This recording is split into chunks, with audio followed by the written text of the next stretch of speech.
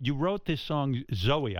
Zowie. Yeah. You call it Zowie. I think because because it should be Zowie if it's about originally David it was Bowie. David Bowie, so it was Zowie Bowie, and then people Americanized it, and then he became David Bowie. But originally he was Zowie Bowie. I can't believe because he wanted to be like that. Jim Bowie the Knife. I can't believe you're telling me that. I worked with a radio guy who used to go, and now here's a song from David Bowie.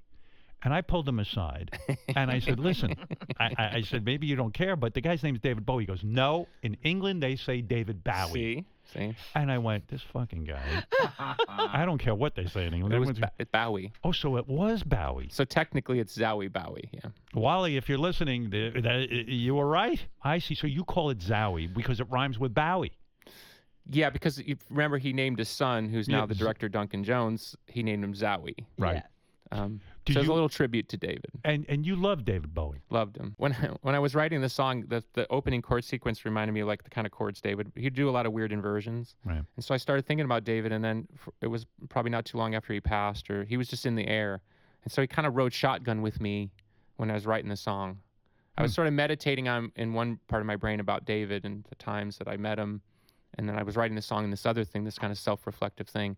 And so when it finished, it felt like I had to sort of tip my cap to him.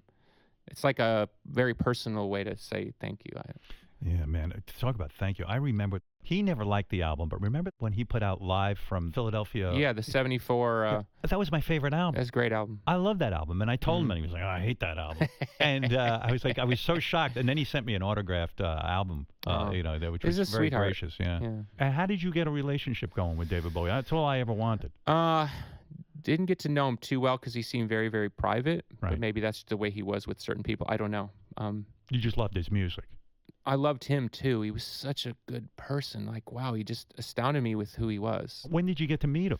We did some television shows and he was on the same label as me. So I'd run into him here and there and have a chat. And then eventually he asked me to be on his 50th birthday party show, which was at Madison Square Garden, which has now become this kind of legendary show where he had Lou Reed was on it and all these amazing people were on it. When you meet a guy like that, and obviously as a musician, and we all love his music, but you know music on a higher level than I'll ever know.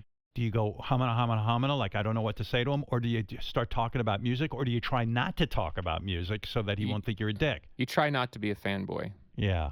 And so how do you pull that off? What do you talk about? That's very difficult. It is. I would talk with him about books and anything but music because it's just I didn't want to be that guy. I'll tell you one quick thing, though, because it's a little insight into his mind. So when I did his 50th birthday party, he had me do All the Young Dudes with him. Oh, what a song. Yeah, I mean, incredible song. And what's amazing is he Mott the Hoople released it. He didn't even release his own version. That's how good he was at the point he had hits with other people. Anyway, so I said to him, why'd you pick All the Young Dudes for me? And he goes, oh, well, there's that line about Billy's picking stars off his face, so I thought of you. Like, I'll take what a mind. I'll take that forever.